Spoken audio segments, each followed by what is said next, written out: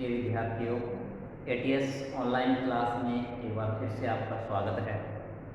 हम कक्षा 12 कला वर्ग के हिंदी साहित्य विषय के अंतर्गत हमारा जो टॉपिक है छंद, उसके बारे में चर्चा कर रहे थे। पिछली जो कक्षाएं हैं उसमें हमने छंद की जो परिभाषा है उसके बारे में जानकारी प्राप्त की। जो छंद हैं वो कितने प्रकार के होते हैं उसके बारे में हमने पढ़ा कि वे जो छंद है उसमें मात्राओं के आधार पर गणना की जाती है, वर्णों के आधार पर गणना की जाती है। तो उसी प्रकार से दो उसके भेद हो गए थे।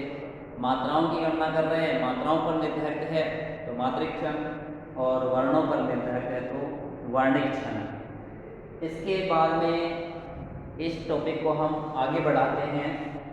और कल अपन ने पढ़ा था कि जब हम छंद की रचना करते हैं, छंदों का निर्माण करते हैं, काव्य लिखते हैं, पद लिखते हैं, कविताएं लिखते हैं, तो उसमें वर्णों और मात्राओं का ध्यान रखते हैं। कल अपन ने पढ़ा था लघु वर्ण और गुरु वर्ण। लघु वर्ण यानी छोटे वर्ण जिसकी एक मात्रा होती है, जिसका उच्चारण बहुत ही जल्दी होता है, और गुरु वर्ण, गुरु मीन्स बड़ा, यानी जिन वर्णों की दो मात्राएं होती हैं वो कहलाते हैं गुरु वर्ण। उदाहरण भी कल आपको दिए थे, एक बार फिर से इनको देख लीजिए। हर्ष यानी स्वर के दो विभाजन अपन ने किए थे, हर्ष स्वर और दीर्घ स्वर। तो जो हर्ष स्वर हैं वो आएंगे हमारे लघु वर्ण में, और जो गुरु वर्ण, वो दीर्घ वर्ण जो हैं वो आते हैं गुरु वर्ण में। जैसे ए, ई, उ, री, ये हर्ष स्वर हैं तो ये लघु वर्ण होंगे, और इनकी मात्राएं जिस व्यंजन के लगेंगी वो वर्ण भी क्या होगा, लघु वर्ण ही होगा। जैसे ए, कहने ए है तो ये भी लघु वर्ण होगा। ई है, इसमें ई की मात्रा है तो ये भी लघु वर्ण होगा। उ है, इसमें उ की मात्रा है तो ये भी आपका लघु वर्ण होगा। इसके बाद में गुरु वर्ण है तो हर्ष स्वर के अपेक्षा जो स्वर अपन ने बजाते हैं वो सारे गुरु वर्ण होते हैं। इनकी दो मात्राएं होती है और इनकी मात्राएं जिस व्यंजन के लगेंगी वो व्यंजन में क्या होगा, गुरु होगा। जैसे आ की मात्रा कह के लगी तो का बना, तो ये गुरु वर्ण हो गया, यानी हमेशा ये गुरु होगा। का है, बड़ी की है, बड़ा गु है, के, कई, को और कौ, ये सारे वर्ण क्या होंगे, गुरु वर्ण होंगे। इसके बाद में संकेत चिन्ह पढ़ा था अपन ने कि जो लघु वर्ण है उसको इस संकेत से प्रकट करते हैं, लिखते हैं, ये संकेत बना के लिखा जाता है। और जो गुरु वर्ण है, गुरु वर्ण को ये एस की आकृति का चिन्ह संकेत बना के हम लिखते हैं। उदाहरण भी दिए मैंने आपको कि भाई जैसे राम शब्द है, ठीक है, इस राम शब्द में हम बताएं, कोई आपसे पूछता है कि इसमें कितनी मात्राएं हैं, तो हम रा, ये गुरु वर्ण है क्योंकि आ है इसमें, तो इसके लिए ये चिन्ह लिखेंगे। मैं है, इसमें ए है, लघु वर्ण है तो लघु वर्ण की ये चिन्ह होता है। और गिनने के लिए जो लघु वर्ण है उसको एक गिना जाता है और गुरु वर्ण है उसको दो गिना जाता है, यानी इसकी एक मात्रा गिनी जाती है और इसकी दो, तो दो और एक कितनी हो गई मात्रा, इसकी 3 हो गई।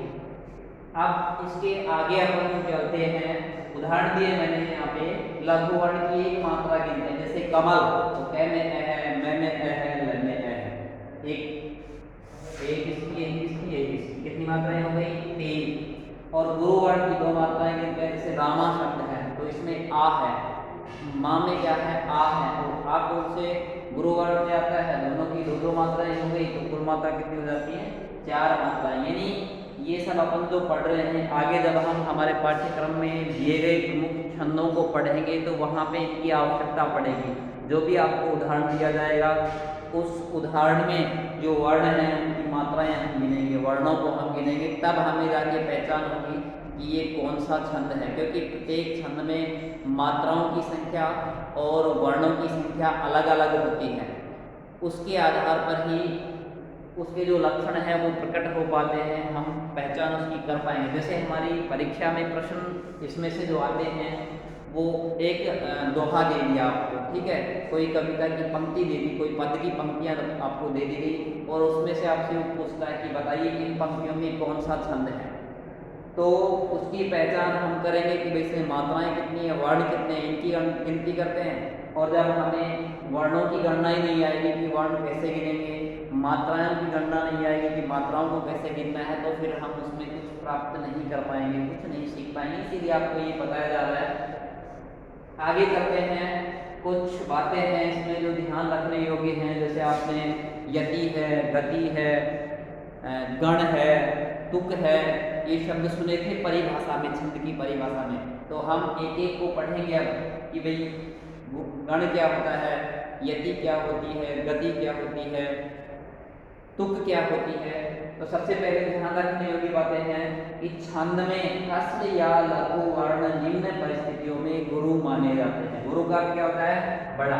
अभी तो आपने क्या सीखा है कि लघु वर्ण ए ई उ री, यानी ये तो होंगे लघु वर्ण और ये होंगे गुरु वर्ण। लेकिन कभी कभी हमारे सामने कुछ ऐसी परिस्थितियां आ जाती हैं जहाँ पे ह्रस्व स्वर को या ह्रस्व जो वर्ण है, लघु जो वर्ण है, उसको भी क्या माना जाता है, गुरु माना जाता है। यानी होता तो क्या है, वो लघु वर्ण है, लेकिन वो गुरु मान लिया जाता है। कैसे, परिस्थितियां कौन कौन सी हैं, देखिए। नंबर 1, संयुक्त अक्षर से पहले के वर्ण को गुरु मानते हैं। संयुक्त अक्षर से पहले के वर्ण को गुरु मानते हैं। संयुक्त अक्षर आपने पढ़े होंगे, जैसे देखिए आपका क्षत्री है, त्र है, गे है, इसके बाद में आप विद्वान में ये द्वय लिखते हैं, विद्यालय में ये ध्य लिखते हैं। ये सारे क्या है, संयुक्त वर्ण है। संयुक्त वर्ण मीन्स दो वर्णों से मिलकर बने हैं। तो संयुक्त वर्ण से पहले कोई वर्ण होगा वो क्या होगा, गुरु माना जाएगा। जैसे उदाहरण दिया गया है आपके यहाँ पे, नित्य शब्द है। इस नित्य शब्द में ये नी है, ये क्या होगा, लघु होगा या गुरु। तो अभी तो हमने क्या सीखा है, नी में छोटी ई की मात्रा है, छोटी ई की मात्रा है, तो कौन से वर्ण में आएगा, लघु वर्ण में। अब आप कहोगे सर आपने बताया है कि जिस व्यंजन में ह्रस्व स्वर होते हैं वो लघु वर्ण होता है, तो इसमें ई ह्रस्व स्वर है तो ये लघु वर्ण में आएगा। लेकिन ध्यान क्या रखना है, इसके आगे देखिए, इस नी के आगे तय और य, ये संयुक्त वर्ण है। संयुक्त वर्ण में से दो वर्ण नहीं है, आधा तय और ये है। तो क्या होगा, जो संयुक्त वर्ण होता है उसके पहले वाले वर्ण को क्या मानते हैं, गुरु मानते हैं। यानी इसके पहले ये जो वर्ण है तो ये लघु, लेकिन यहाँ पे इसको क्या माना जाएगा, गुरु माना जाएगा। और उदाहरण देखते हैं अपन एक, जैसे कक्षा है, कक्षा शब्द में जो क है वो क्या होगा, क्या होगा, लघु वर्ण होगा। आप यही कहोगे लघु वर्ण होगा, क्यों, क्योंकि अभी अपन ने पढ़ा है क में ए है और ए जो होता है वो लघु वर्ण होता है। लेकिन नहीं, यहाँ पे जो क है वो गुरु वर्ण होगा। क्यों होगा, क्योंकि इसके आगे क्या है, संयुक्त वर्ण है। इस कक्षा को हम ऐसे भी तो लिख सकते हैं, कक्षा, ऐसे भी आप इसको लिख सकते हैं, क्योंकि ये जो क्षत्री है ये कौन कौन से वर्णों से मिलकर बनता है, आधा क और श, इनसे मिलके बना है।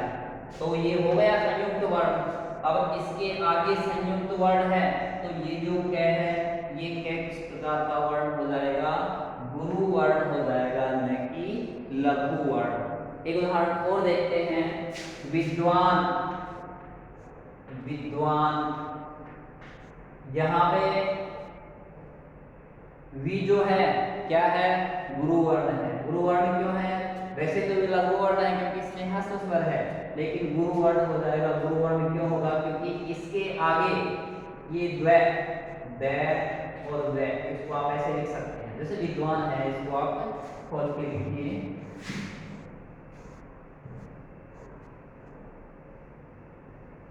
विद्वान को आप इस प्रकार से लिख सकते हैं, विद्वान। अब देखिए इस वी के आगे क्या है, संयुक्त वर्ण हो गया, ये आधा द है और वै है, संयुक्त वर्ण हो गया तो ये क्या हो जाएगा, गुरु। ये वाह है, वाह अपने आप ही गुरु है, ये न है, ये लघु है। अब आपसे पूछता है कि इसमें मात्राएं कितनी हो गई, तो आप इसमें बता सकते हैं 2 2 4 और 1 5। कक्षा है, इसमें मात्रा कितनी हो गई, तो कै किसमें है, गुरु में। उसके बाद ये कक्षा को कैसे लिखा था अपन ने, कक्षा, ये कै गुरु, क्योंकि